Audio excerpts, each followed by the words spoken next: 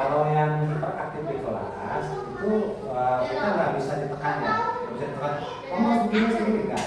Kita ikuti alurnya aja, ikuti alurnya, tapi kita bimbing. Nah kita bimbing, diarahkan seperti belajar nih. Ini kan dia sulit untuk tenang ya, fokus ya.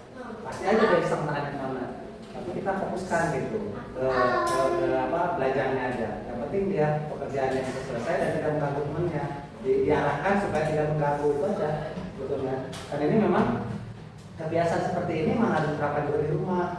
Kenapa kalau sekolah kita terapkan tapi di rumahnya ibunya tidak diterapkan percuma.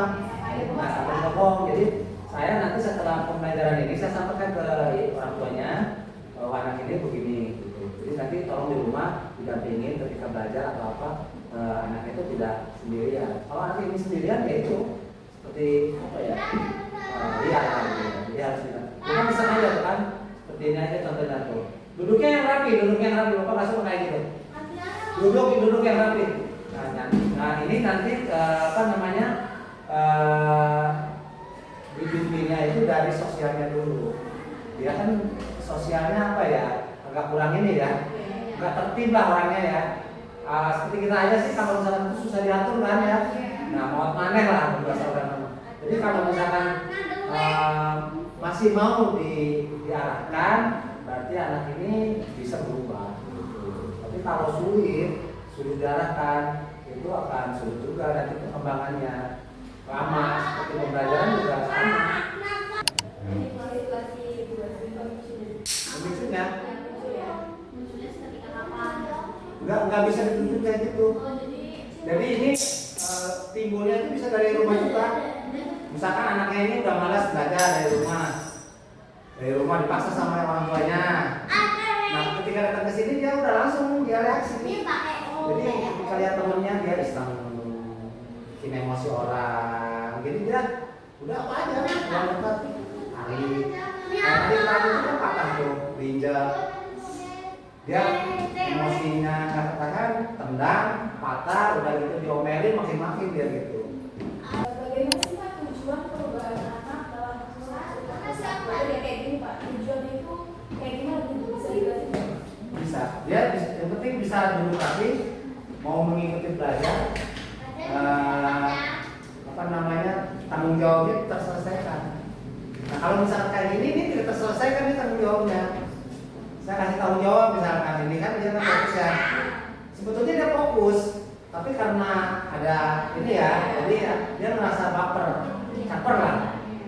Caper dia, jadi pinginnya itu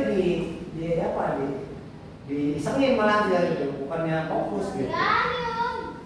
Jadi tujuan kita itu dia itu supaya duduk rapi. Kalaupun nggak rapi juga dia tugasnya selesai. Kata Bapak tadi kalau nggak ada orang-orang biasanya mereka bisa fokus. Kira-kira bisa diperkirakan nggak berapa menit mereka bisa fokus dalam belajar itu? Bisa 2 jam. 2 jam. 2 jam. Misalkan ini pas masuk nih, dilihat anaknya nih, misalkan dia anaknya udah uring-uringan nih. Nah kita cari dulu permasalahannya apa nih uring-uringannya. Jadi kita titik permasalahannya dulu, dari mana dulu. Nah ketika kita kasih ini nggak mempan, kasih ini nggak mempan, kasih ini nggak mempan, kita sudah pikir oh anak ini mungkin ada bermasalah dari rumahnya. Nah kita cari dulu telusuri, ada masalahnya dengan temannya, dia sudah cerita gitu, ada apa tuh di rumahnya. Nah baru kita ikutin jalurnya. Udah tidak ya.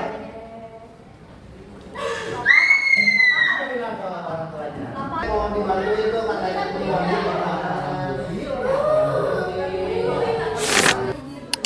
strategi atau apa yang dapat dilakukan untuk menghadapi hal tersebut? Strateginya ya kita harus sabar strateginya. Terus tujuan yang kita inginkan itu fokus saja ke tujuan kita strateginya biar anaknya itu fokus ke apa yang akan kita arahkan. Misalkan strateginya anak ini seperti yang tadi kalian lihat ya, strateginya ya kita menghadapinya itu dengan harus satu lah, nggak bisa langsung sekaligus. Jadi strateginya harus satu-satu. Nanti kita cara pelayanan anak yang ini dikeluarkan dulu, nanti kita masuk kita orang tuanya nanti nggak kondusif. Kalau nggak itu nggak kondusif. Strateginya seperti itu. Ya.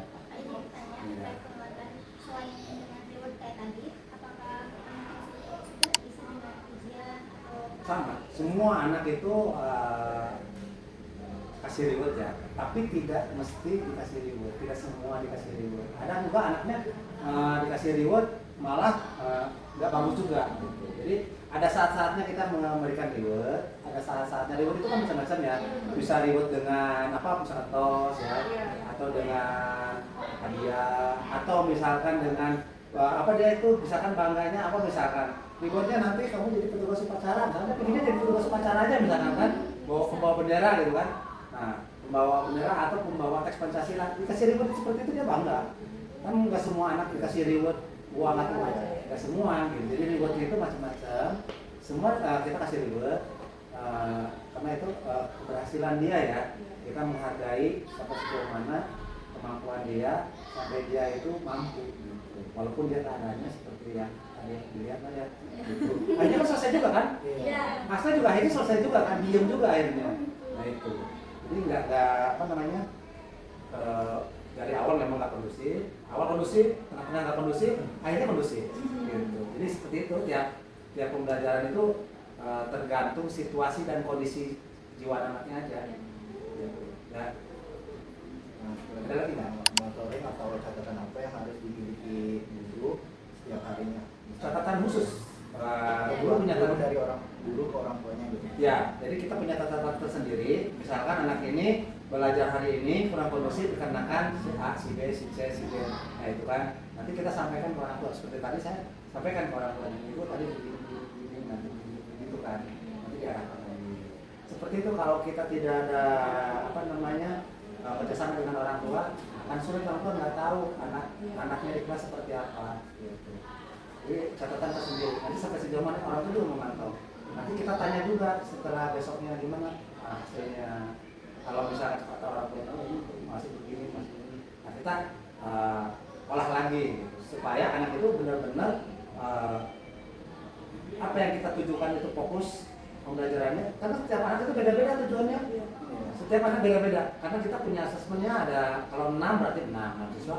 Asesmennya kita sesuaikan dengan asesmen awalnya. Gitu. Nanti ke asesmen berikutnya itu harus seperti apa. Gitu.